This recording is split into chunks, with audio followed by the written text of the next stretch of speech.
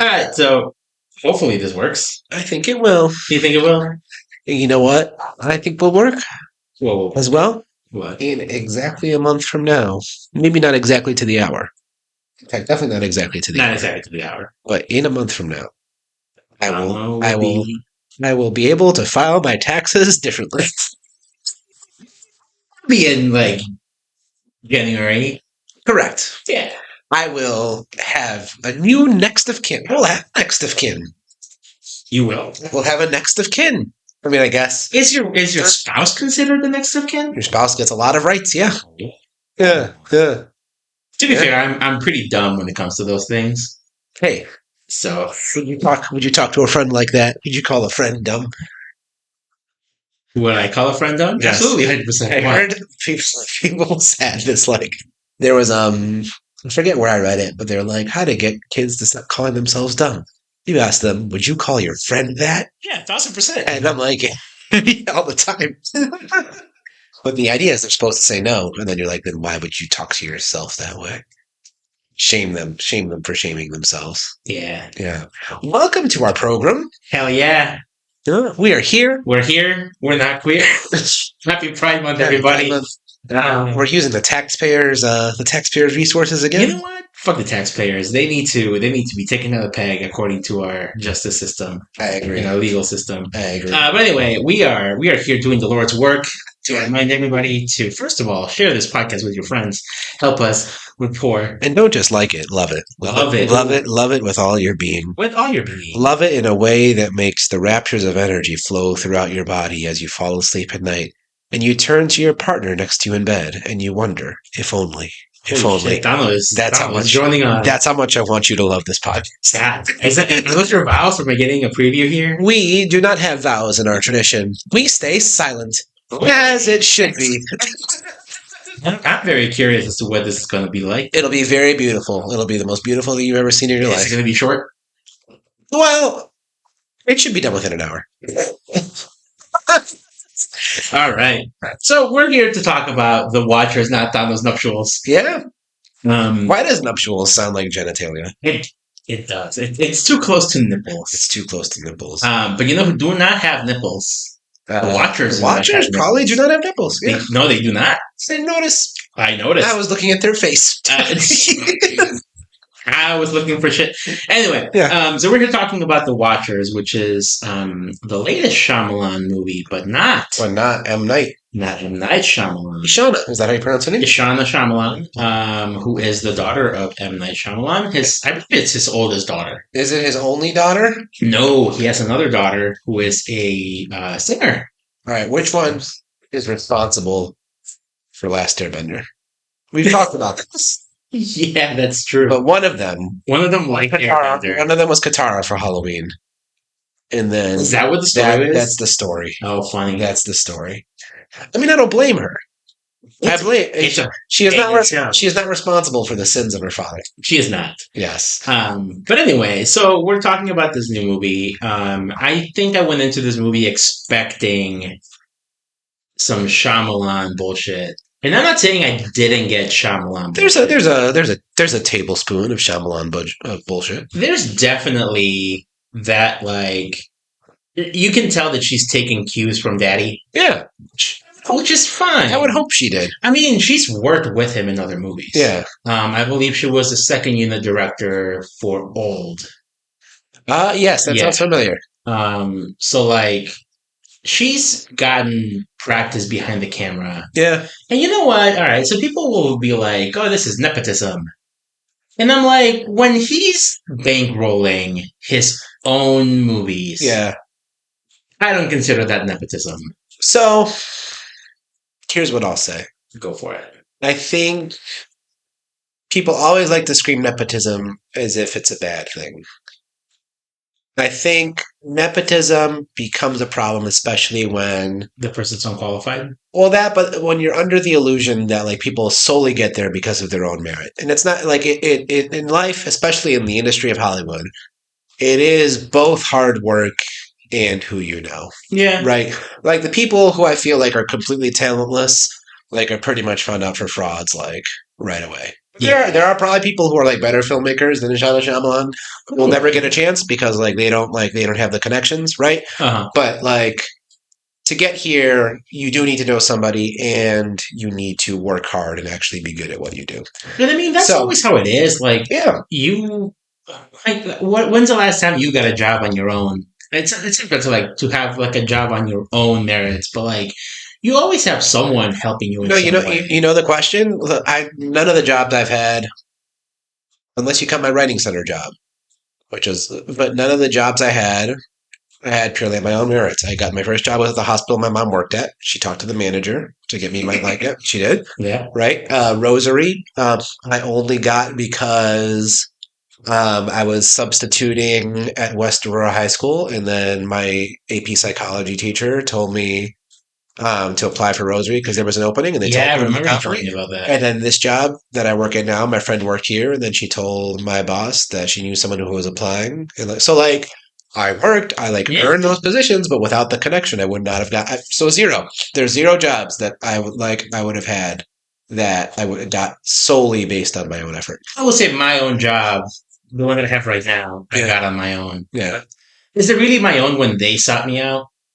Like right. they found my resume on Track and they were like, "Hey, are you interested in the job?" And I was like, "Not really." They were like, "Come on." And I was like, "No, it's too far." They were like, "Come on." And here I am, 6 years later. That's amazing. Then You were headhunted. I was headhunted for Yeah. sure. But like every other job I've had has been like this. Yes. And Yeah. again, like if she had made a bad movie, I'd be like maybe a little bit like Now, as we scroll to the bottom of our doc, there are some people who do think, I think but it's also like unfair. yes, Because like the movie itself, like I think especially like the first the first hour and 15 minutes of this movie, yeah, I think it's a very solid movie on its own right. I think the beginning is a little rough. Like some of the lines that like I looked at you and I was like, "Holy shit, yeah. this sounds." This movie opens with this movie opens with the completely original. No one's ever done this simile before. They were attracted like moths to a light. And I was like, Yeah. oh man. I do have serious problems with this movie, but like overall, like I is this her debut? Yes. Good for her. Solid debut. I would recommend people go see this. I would too. I Yeah. think the movie is not so it's not like scary. Yeah, The mystery I think is gripping enough that you're trying to figure out okay what the heck yeah, is actually happening yeah, in this forest. Like who's on the up and up, yeah. who's being shady. I think it does a good enough job to make that consistently engaging, like I said, for the first hour and 15 minutes. Now, I will say, with that being said, the engagement is there. There is definitely a solid amount of sloppiness. Yes. That'll lead me to me reading the synopsis, which Yeah, let's is read where, our is synopsis. where some sloppiness comes in mind. A young artist stranded in an extensive, immaculate forest in Western Ireland, where after finding shelter, she becomes trapped alongside three strangers, stalked by mysterious creatures each night. I did not realize she was quote unquote an artist. I knew she drew. I knew she had a sketchbook. I would not have dubbed her an artist. Yeah, I mean, I think there's like little hints here and there. That she does art. She does art. We are not podcasters. No. We have a podcast. We have a fair. Yeah, I mean, there's like little hints thrown around here and there. Yeah. I mean, if you could just say here, a young girl gets stranded, A young woman. a young woman. Yeah. I feel like that would be a little bit more of a Yeah. yeah. Yeah. There's nothing in there that would suggest that she's like motivated to be like No. an artist, right? No. Like we get very little. I don't want to say we get very little backstory because we do get enough of her backstory to kind of know what her deal is.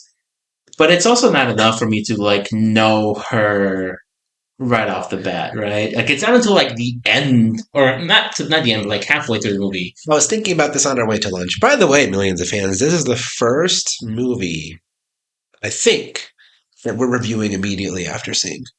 Yeah, So my like sleep deprived dementia brain should be as sharp as ever. Oh hell yeah, dementia. But I will say that I was thinking about this on the way to lunch today. That this is a movie that by the time it ended, I was like, oh, like everything that was going on makes sense now. Like there were points where I was watching throughout the movie, I was like, what the fuck is happening? And then by the time it ended, I was like, this makes sense. And sometimes I feel like movies handle that really well. Sometimes I feel like movies handle that not so well. This is the movie where I was like, I don't know. I don't know whether or not that was handled well. You No. look puzzled. Now, would this be a thing where like maybe sleeping on there would help? Maybe what? Sleeping Sleeping on on it? the movie? Maybe. Who knows? What I say is like I got like by the end of the movie when you get the full plot reveals, like you're like, like this things made sense like throughout the movie. Like I see like why characters were kind of acting this way, Yeah. but I don't necessarily like you see a good mystery movie, you're like all those clues make sense now.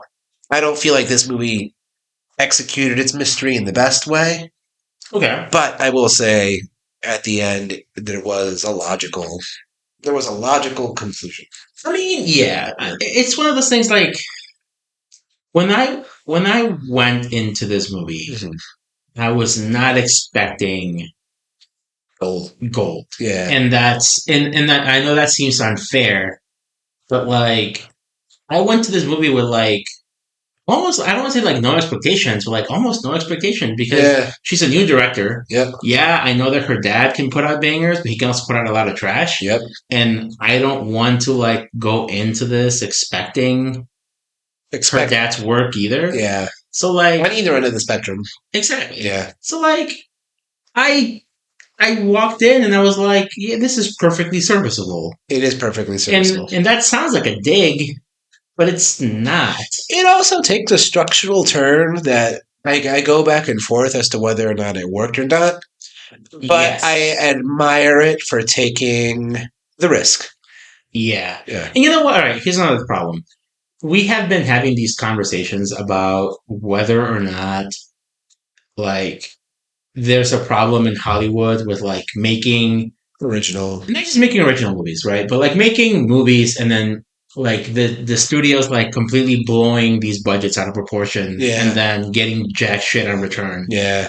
I can't find a budget anywhere really, Right. but this budget cannot be high. No. So like even if this movie only makes a couple $1,000,000 at the box office, like I'm sure it'll be fine. I'm sure it'll get a lot more audience once it hits like streaming. Yep. Which again, it's sad that it's a thing, but like I think that's what this movie's okay being. Like it's a low budget movie with like accessible. Like I think it's a pretty accessible movie. Yeah. For like people who are not super into like scary shit. Like if I tell someone to watch this movie, I'm not like worried. Is this going to be too much for them? You know, this I think is a hallmark of Shyamalan. M. Night. And I'm going to say this, and it's going to sound like an insult, but I actually kind of appreciate it. His type of horror is not one where I feel, with the exception of a few points, where I feel like there's like a lurking like presence or like I don't feel like overwhelming anxiety while watching a Shyamalan horror film. I do feel like there is a separation between me and the screen, and I like what I see in there is like eerie or creepy or scary. Mm-hmm. But it's not like a Hereditary where I do feel like the scary overwhelm me out of the screen. Yeah. And you could take my comment from an angle and you could say, no, you're just saying his movies aren't that scary. But it's a different kind. Fine. Yeah, it doesn't need to be. It does. It's a different type of scary where there's a separation between me and the movie, and I'm able to just like sort of like observe, and I kind of appreciate that for what it is. And I think I can see that in this movie a bit, where there were some moments where I did feel like something was creeping over my shoulder, but it was honestly pretty rare. And kind of like the premise of the movie, I was able to just like watch them inside their little glass house. Yeah, safe in my North Aurora Tinseltown theater. So I would say, like, to finish off, like the non spoiler stuff, right? I think this movie is it's effective for what it's supposed to be, and Yeah. I appreciate it for that. Right. I'm not upset that I watched this. I think, I mean, we did not use our A list for this, Right. and I'm not mad about it. How many times do you go to the movies a month, by the way? Me, if I'm like right now that we're on summer, I'm probably going like at least twice a week. I was gonna say, and that as I was thinking about like how cheap Tinseltown can be, and I was like, if I were to just stick to like regular theaters, like Tinseltown might be cheaper than A list. It For me. might be, but Yeah, I love me Dolby. I love me IMAX. So that exactly. for me, like I know I am going to have to watch Yeah. Deadpool and Wolverine on the shit theater Yeah, in Missouri, but but that's the price. it's not my choice. Yeah. It's the price I'm paying to make my wife happy, Exactly. right? But I know for a fact I'm going to go watch this in IMAX again, like that Sunday night. Yeah. So whatever. Yeah. But that said, what are your final thoughts before we move on to who are the Watchers? As someone who's into the Enochic literature and mythology, I was able to nerd out to this movie, which is great. It's a little sloppy.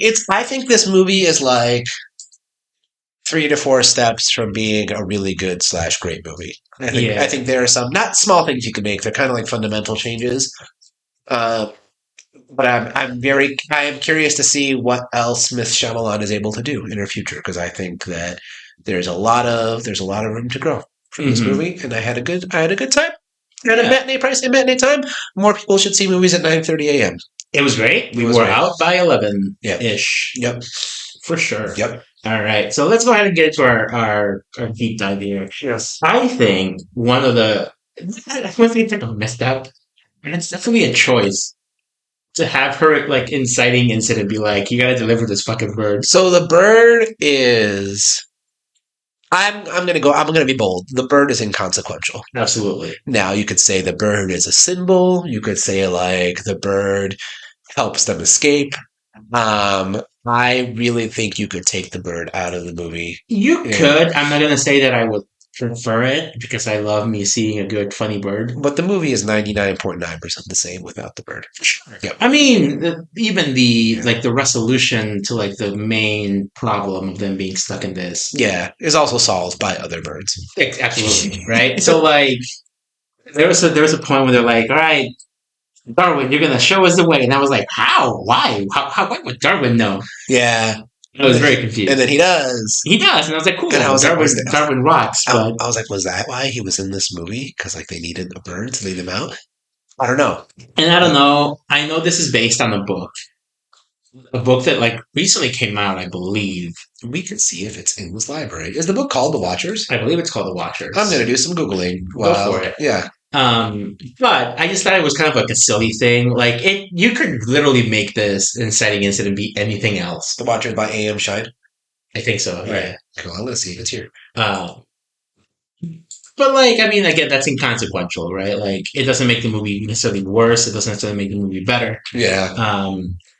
But also, like, it seems like a lot of people are getting lost in these woods because there's a whole bulletin board. Yeah. There's like, have you seen me? And it's like a lot of fucking people. Well, okay, so not only is the bird an inciting incident, she has to deliver the bird to Belfast. Yeah. And I have not driven through Ireland, but here let me like it said that it's gonna be a day's trip. I'm gonna say, how big is Ireland? It's not big, dude. You can drive from like one end to the other of almost any European country. To put that in perspective, Ireland is slightly larger than the state of West Virginia. Which we've driven through West Virginia. It's not big. It's not. So, I mean, I guess, yes, like that's a day's travel, but I think that's really stretching the definition of the day. And this brings me to my next point. Europeans are weak when it comes to travel and driving. They are. They are weak. Yes. The growing up in the Midwest lets you know, like, 13 hours. Be there tomorrow, right? It's crazy to think about. Like, yeah, the U.S. is huge. The U.S. is huge, and I think Canada also puts this into perspective. Like, one Canadian province is fucking massive Yeah, too. Canada's a big ass country. It's a big ass country Yeah. split up into not that many places. Yeah. So like Canada and the US I think have trained us that like we need to be prepared if we go somewhere. Yeah. And they're like, so she has to go take this bird to Belfast. Right. Yeah. Wherever the fuck she's from. 160 miles, I think she said. Yeah, and Google. Or kilometers, sorry. Which is like 110 miles. I think it was 106 kilometers. That's 106 kilometers? Yeah, that's not a lot. That's not a lot. That's not a lot. So, well, no, I think that was just one road. Just follow that one road for 106 kilometers. But still, the fact that she got lost in that. Yeah, but still, Google Maps takes her to a straight up forest. Which I'm like, if you're driving from one place, like one place as big as this, to another place as big as this, you should be taking major roads. So that's the thing. I am not aware of the extent of quality of the Irish highway system. The Greek highway system is actually amazing, but we have the Germans to thank for that. So I won't make any assumptions. That's fair. I guess. It was hard. Automatically, my suspension of disbelief was tested, where I was like, "You have to drive to one of the two major cities of Ireland, and it's a treacherous journey." And I was like, "Jesus Christ!" Yeah, I don't know. It is a weird like I said, the inciting incident could be literally anything else. Yeah, right. And I'm gonna make another comment. I think when you're casting Dakota Fanning as your protagonist, you're kind of working against yourself because she kind of sucks. She kind of sucks. Go on. I just never like. Are you not a Dakota fan? No, a Dakota standing. Whenever I see her in a movie, I'm like, if you put a Dakota Fanning movie in front of me and be like, gun to your head, are you going to like this main character? Like by the time the movie ends, my answer is pretty much going to be no. Like, I don't know. I feel like Dakota Fanning almost feels like she fell off the face of the earth for me. Yeah, where like she's done that multiple times. Kind of, I guess, but like she had like a very like strong start to her career.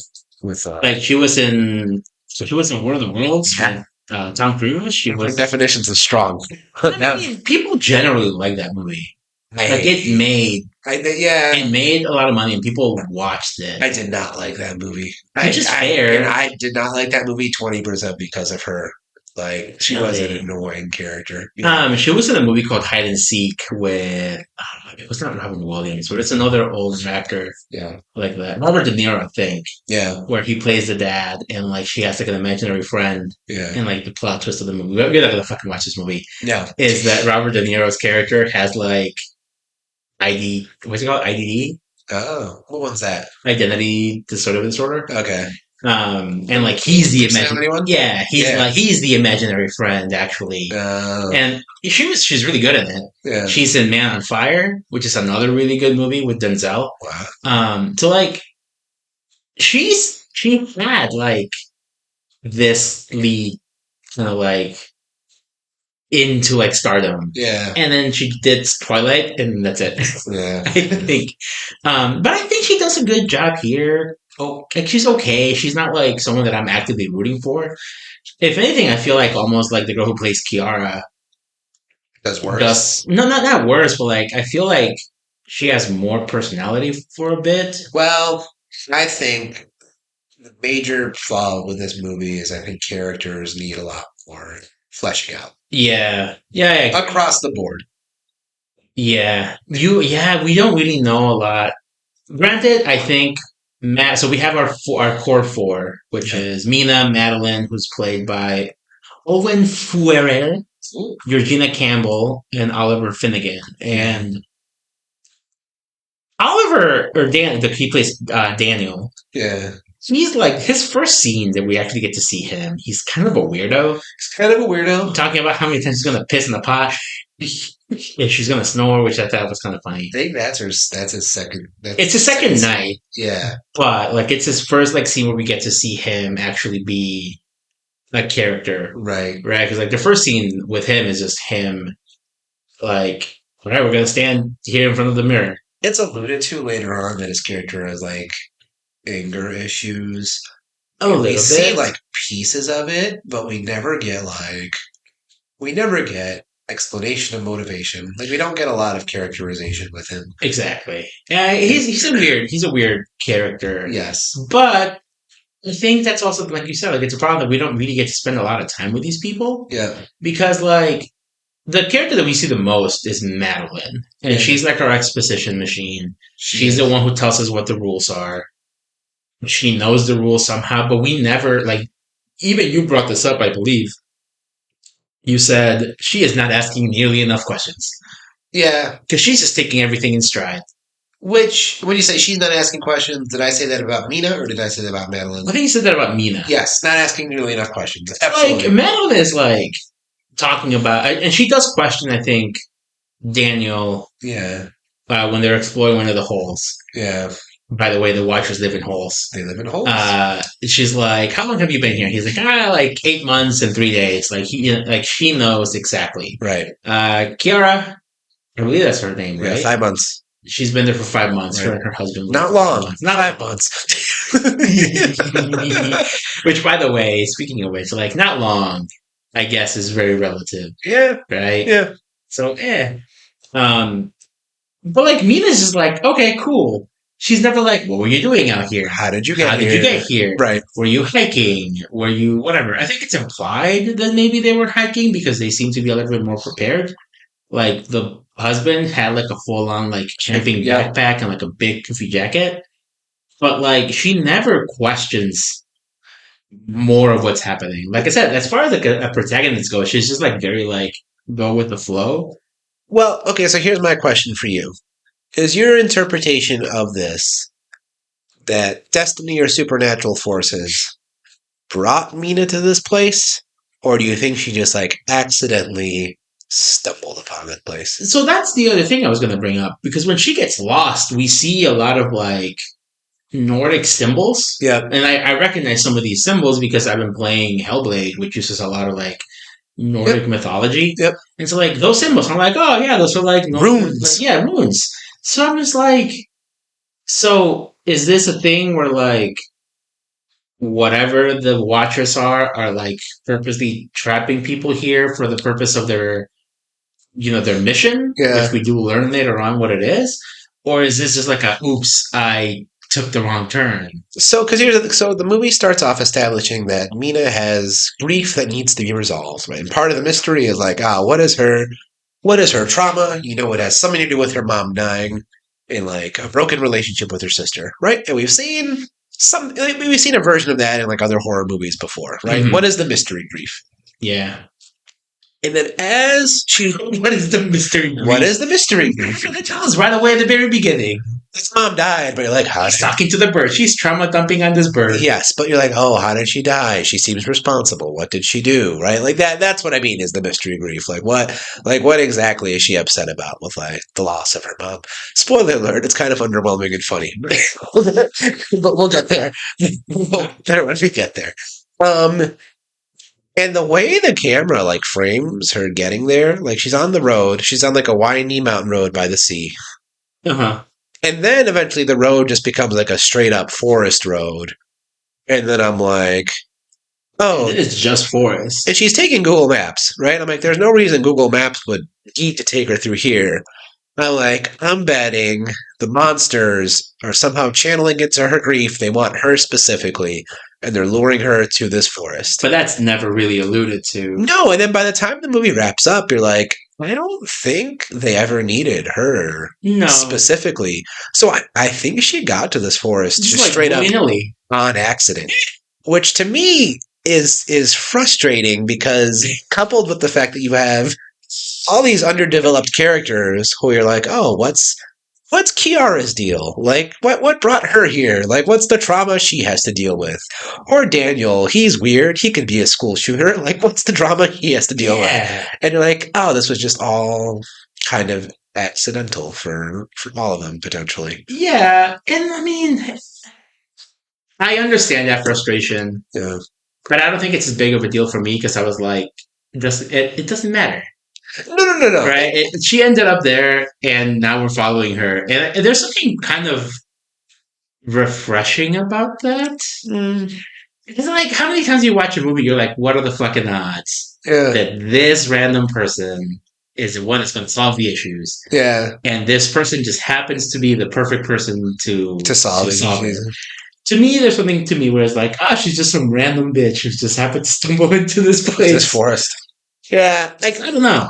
Maybe I can see the angle where that's refreshing. To me, though, I think that's where like it's in the three steps that could have turned this movie into like a really good movie. Like if the character development gave us reason, or was just more explicit about the fact that like this was straight up an accident. So we've kind of pussyfooted around. Yes, around. That's a great word, by the way. It's a great word. So was pussy willow. Type of flower for those who are wondering, but it's a great word. Yeah. Yeah. So we pussyfooted around like what her trauma is. What is her trauma? So her mom's dead. We know that for a while. She's been dead for 15 years. She skipped the memorial, which we found out is a 15-year memorial. So when she's talking to her bird and she's like, "Oh, my mom died." Yeah. And she's like, whatever, right? And I was like, I thought that shit happened a month ago. Well, because and then she gets a phone call from her sister. She's like listening to this thing, and I'm like, "Oh, you missed the memorial service," and I was like, "Oh shit, this happened like a week ago." Yeah, and then she's like, "I know it's a 15-year memorial, but damn," I was like, "Excuse me." I come from a religious tradition that does a lot of memorials, and even still, 15 is like it's rare to find a 15-year memorial. My grandma died 4 years ago, and I think the most we've done is like every year, like we're on the date. You'll do a memorial, like not a memorial, but like they'll have a sermon, like a church thing, and they just mention her, right? And that's it. Like it's not like a big thing, right? Yeah, but like. I don't know. It's a long time. Right. Maybe they do like a big one every 5 years, but like, damn. Well, come to find out, Mom was a smoker. And like she's taken her twin daughters on some sort of car ride. Yeah. And then I don't actually think she was smoking in the car. She wasn't, but it would have been funny if she was. But then like little Dakota Fanning goes the window open, and Mom's like, "He closed the window, like my hair." And then Dakota Fanning starts mocking her, and then Mom starts closing the window herself, and Dakota Fanning's putting her pinkies up, are stuck in the window, and then she's like, "Ow!" And then Mom's like, "What the fuck?" And then she crashes. Which, by the way, that makes sense. What a stupid way to die. If both her hands are up there and the girl, then you just push the window button down and the window will come down. That's maybe why my brain thought Mom was smoking, because I was like, her brain is too nicotine-addled. I think it's because they showed Dakota Fanning vaping so much that you were maybe like, well, Mom has to also be like a constant chronic smoker. Does our podcast have time for a story? I mean, sure. I saw kind of a trashy thing yesterday. Oh, okay. So this is happening on the podcast. Yeah, right. I was leaving Panera, as I do. As you do, as one does. And I had the door held open for me from what appeared to be like a man about our age. Like he had a goatee. Okay. And what appeared to be his mother. Definitely like an older woman who could be like in her 60s. Okay. And then he had a lemonade, not a charged lemonade because those are discontinued, but it was like a neon. Are they officially discontinued? They're officially discontinued, but he had like a neon, still like plenty of sugary like lemonade, right? Okay. So they're heading to their car, and he's talking to what I thought was the son talking to his mother. He's like, "Hey, do you have your vape?" She's like, "Yeah, I've always got it with me." He's like, the mom said that? Yeah. And then he's like, "All right, let's go." And then I was like, is this his mom? Or is this just like a 30-year-old guy dating like a 60-year-old lady and they're about to vape together? Donald hates love. I don't know which one is trashier, though. I don't know. I mean... Long story short. I love to shame smokers. Yeah, I don't know, but like, all right. So let's kind of like, so let's get back to the plot. Back to the plot. So, all right, we do get a couple of hints that like these watchers are taking these people for reasons, right? We're not really sure what the reasons are. Dakota Fanning goes down the hole.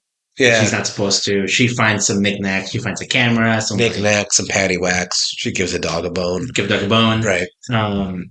She finds a camera, which I think does set a pretty like good, uneasy like scene Yeah, where we're watching like a TV with like a view of the outside. yeah, And so like it does this thing where like we see the TV and there's nothing there.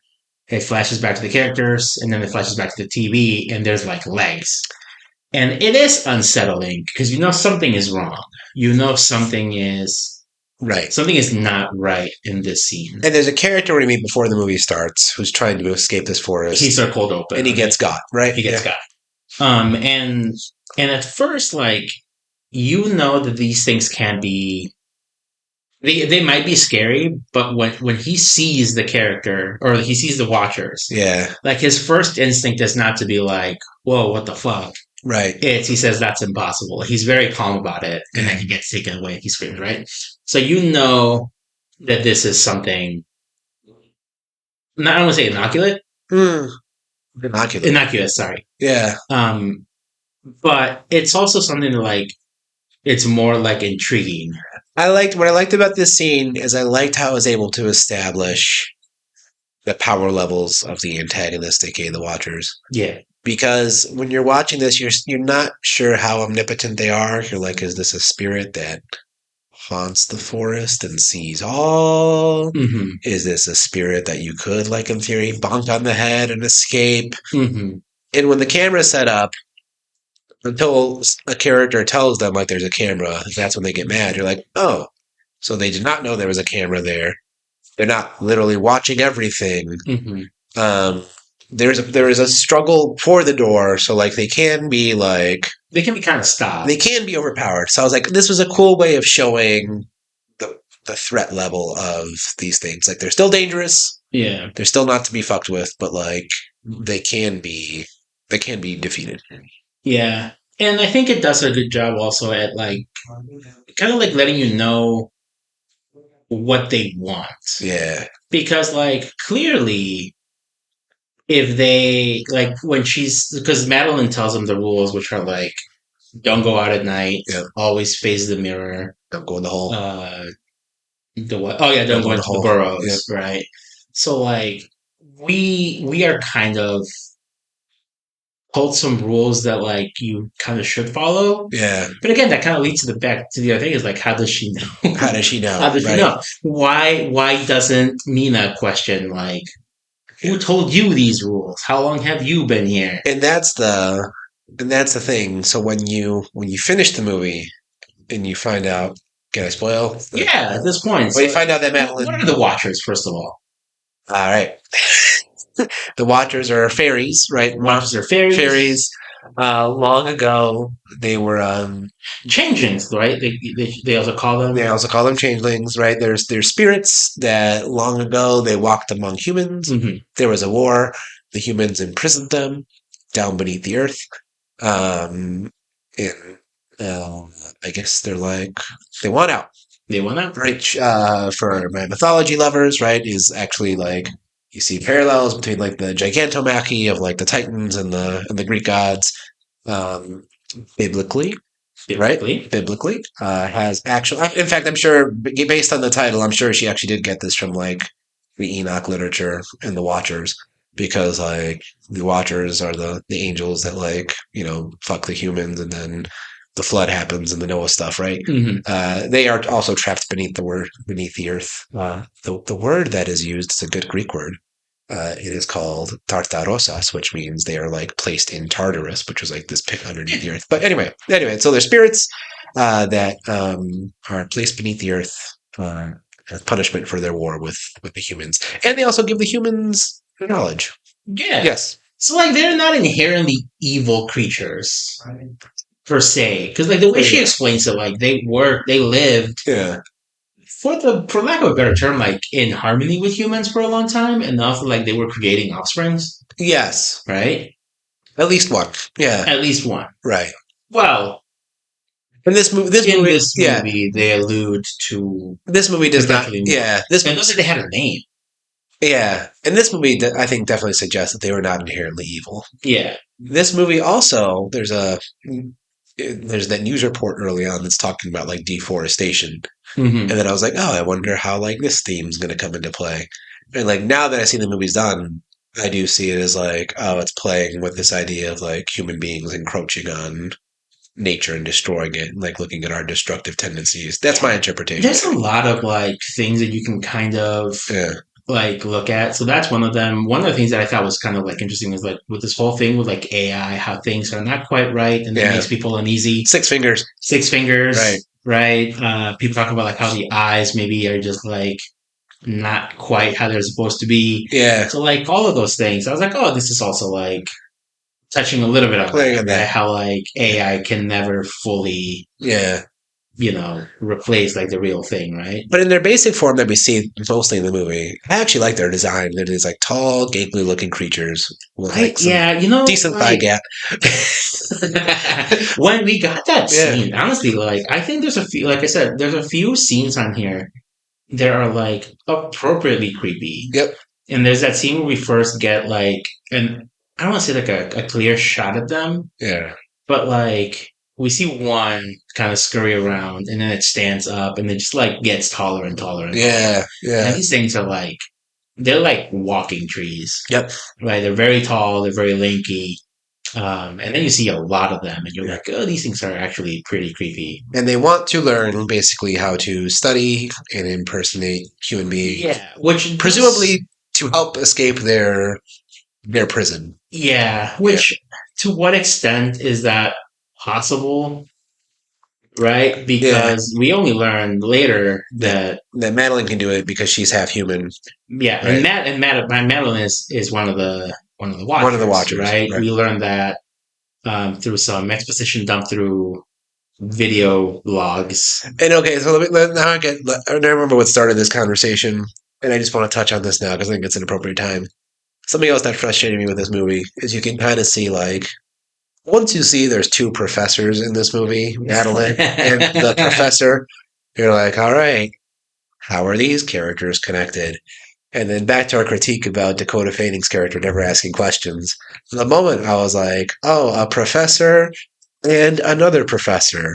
Well, something is shady.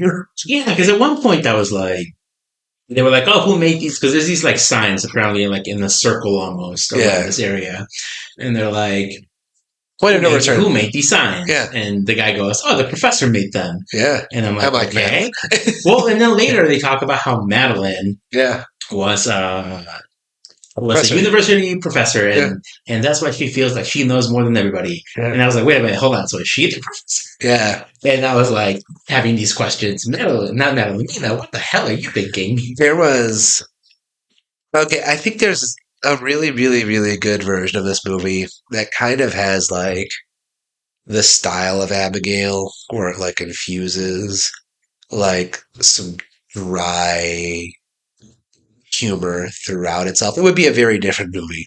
But like Fair. the moment where the car gets into the woods and like the ruins start coming on the thing and her iPhone starts like glitching out and then like her car disappears. I was like hoping that she was just say like, "Fuck, I'm in a horror movie, aren't I?" Like I know that would be like kind Some of forceful. self-awareness. Yes, I know, and it would be like funny, and it wouldn't match the rest of the tone of this movie. But like sometimes the sheer, I don't want to say stupidity, but like lack of inquisitiveness, like of these characters, made me wish like we had some like dry humor to sort of like fill in the gap. All right. So, like, here's the thing that doesn't jive with me mentally now that I'm really thinking about this, Yeah. and like, this is something that just popped into my head. Madeline knows that the bunker is down there. Yeah, That doesn't make sense. yeah, Why would she still then need to? Because she's human passing enough right. that she's able to trick these three people that she's a human Into getting out. into getting out. She has access to the logs. Maybe you could say that she doesn't know how a computer really works because Yeah. she's not a human.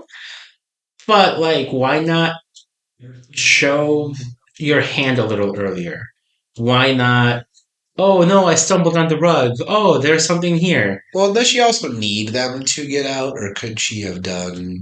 She I know she's bullied by the other monsters. She's bullied by the other monsters. I think it's a matter of she doesn't necessarily know where she's going Yeah, because I mean this is a big forest, it's a big right? force. You could argue that maybe it's easy to get lost in the forest. Right. But she also doesn't know the key to escaping is down there. But why wouldn't she? She was down there. She was the changeling. Yeah. She was the watcher in the bunker. Does she know about all the videos? I don't know. I don't know about that, but like if you know there's more information to gather and you're trying to escape, Well, show that to the people but who are central with you. problem, we don't really know any of these characters' goals. Like by the time like it's revealed who Madeline was, she's like, I was studying you so I could learn how to impersonate humans like properly. And so like we could like so our race could be avenged. And I was like, okay, were you hoping like was the day that you were going to escape today? Like when were you planning like on doing this? I think I'm just led to believe that they maybe like her hand was tipped, like the her hand was forced and like she just had to do it because Dakota Fanning was ready to escape. I don't know. I guess, but But like the fact that she's still like at the end of the movie, like she's still walking around, yeah. like impersonating beings, right? Yeah. But not doing anything like Not doing anything nefarious necessarily. So like you could have just left. yeah. And I don't know if it's like the realization that she's a halfling that Yeah. lets her like sprout her wings at the end of the movie. I don't know. But like that's something that like now that I'm really thinking about it, like this is not making a A lot ton of of sense. sense to me. Because like so like they stumble upon this like Hmm. square under the thing when they're being attacked. And there's nothing here that implies that even Madeline knew. Yeah. Because like why would she keep that a secret? If she's trying because she does say at the end like she wanted out. Because Yes. I think they explicitly said like that's what she wanted. She wanted a way out too. And she said, and you gave me my way out. And I was like, okay, cool. And now what? But now what? Like, why not? If you know that this is what you want out, that means you need to be able to give these people a way out too. There's a story that I'm trying to find, and I can't remember the title. Sure. But I got like long story short, I don't think that this movie is too concerned with logic. Um, when I was watching, to me, it had a lot of like tropes of romantic literature, Mm-hmm. not the lovey-dovey romantic, but like the movement, like the forest, the fairy tales, like even things in like the dialogue and how the character is behaving, not making like perfect sense. So I think either the author of the book, like maybe Shyamalan herself, is just like not that concerned with things making sense. Mm-hmm. However, like it still to me does not overcome some of those frustrations Yeah. that I have. Okay, so I looked up the Wikipedia thing, Yeah. and it does say here the real Madeline realizes that. Oh, Madeline reveals that she's always wanted to escape the forest and plans to imitate Nina. So So if her like plan was to escape the forest, again, I'm stuck on this. yeah, Now this does not make a ton of sense. yeah, I really think and I'm never actually going to read the book. You let me know if you do. I think I might Like, I really think that there are pivotal scenes that are just like missing. missing. And you did point that out with Daniel's turn, right? Because there's a scene where he just like ties up Madeline. Madeline. And you're like, why? Yes, and that's where he kind of snaps and wants to keep them out. But you're like, well, hey, just like what even just happened? Like, what did I what conflict did I miss? Is this pre or post them finding the camera and the bike? I think it's post. Right? Because this Yeah, is after. I think it's I post think it's after. Yeah, I think you're right. No, because this scene then leads to them going down into the basement because like they get let back in. yeah, you're Yeah, right. And they're monsters pissed. are big mad. Yeah, they're Yeah, big mad. And then suddenly, magically, the door's not going to hold, but the glass might. yeah, yeah. Yeah, I don't know. You know, like, all right. So, like, I know I'm finding these, like, gripes that I'm having with the movie itself, and this is also a process of or a problem with the process of talking about it in detail, Right. where it didn't even cross my mind until I'm sitting here going through the plot, and I'm like, wait a second, right? Yeah. But it still doesn't take away the point of the movie that it's an overall decently put together movie, Yes. right? I would say so. Yes, I think the ending, if you ended this movie without the reveal that Madeline is a watcher, Yeah. they legitimately just stumbled upon this bunker she Mhm. didn't know. I could say that would be a pretty solid hour and 10-minute long movie. You can even extend that by Yeah. adding some of those additional scenes, maybe adding some conflict between the characters. But the movie takes a twist. This movie takes that twist at the end where you're like, holy shit. I looked at you and I said, Thano, there's still 25 minutes left of this movie. Yeah. And I was like, hmm. What are And they? that does not, yeah, I think, and that's that thing. That adding of that scene at the end is really what is crumpling things for me. But I have such mixed feelings of it because on the one hand, I do applaud. I applaud the movie for taking the risk. Yeah, Because that movie, it could have been a movie that ended 10 minutes after like the revelation down there, and it would have reminded me of other things I'd seen before. So I was intrigued by the fact that we were going to have a whole other act yeah, back in civilization. yeah. It really is a 4 act movie, if you want to call it that. Yeah. Which is nothing wrong with having a movie that's like this, where it has something close to where you think the ending is. Right. Um, but I think where the problem is, when that next act kind of starts poking holes in the logic of the own, if its own movie, Yeah. then you're kind of having some issues. Yeah. But again, I just don't think it's enough for me to necessarily even take it down a peg from where I was thinking I was going to rate this on my IMDb, right? I'm just curious. Given that you just rated Mad Max Furiosa 3.5, I think three three, and a half. what would you rate this movie? It's like a solid 2. Yeah, I was gonna say there's no way that it can be. If this is, it's This no way is it's a not. half star. It's no way it's a half star less than Mad Max. No, no. I just thought Matt Max was it was very it's just not my type of movie 100% all Right, the time. but much more competently made. Oh, absolutely. Yeah, If anything, I prefer Matt Max purely on the stunt work alone. yeah. But yeah, no, this movie, I don't know, I'm noodling between a 1.5 to 2. And I'm not saying I usually like a 1.5. I'm pushing. If it's a 1.5, though, that's a really high. It's a That's a really really high high. 1.5. Yeah, no, I think this is a solid 2. This movie's hard. I think this movie's hard to rate. It's a little hard to rate because there's a lot of positives to it, Yeah, like we've said. But then some of these plot points that are noodling in my head now. noodling's a great word. It is a good thing. I don't know. I don't know. Yeah. I'll have to sleep on it. Yes. Anyway, yeah, I don't want to say that I'm, because we were talking about the Rotten Tomato score on this, Uh-huh. about how we felt that 33% was a little too low.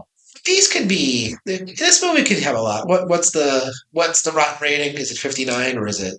It's 31%. No, no, no, no, no. What makes an individual rating rotten? What If the percent? movie is below 60%, I believe. Let's say you give it a 6 out of 10. So this could have. I could see this having a lot of 59s. Yes, I agree. Yeah, I'm on. Oh, this is perfect. yeah. On IMDb, it's a 5.7. Okay, It's a very middle of the that's road about right. movie. I would say that's about. I would say that's about right as well. Um, I'm excited to see where she goes from here. Yeah, me too. Miss Shyamalan here, because I think she's got potential to grow. I think she could take some of the things that worked on this and some of the things that didn't work and fine tune it. I think her biggest downfall is trying to follow on her dad's footsteps of having a twist. Yeah, Because we already have the twist that these things are like fairies. That's twisty ish enough. on its own. That you don't need You don't the second one. because, like I said, like if you can take the primary part of this movie up until they escape and do something with that, Right. I think you could have a better movie on its own. Mm. Granted, yes, like we said, like having that additional thing did add some stuff, but again, it felt unnecessary. I will say, in this age of people thinking that movies all feel too samey, I will applaud the Shyamalans for having movies that do. It's almost like a Shyamalan movie has earned its own genre. Yeah, and Yeah, they really are kind of like on their own.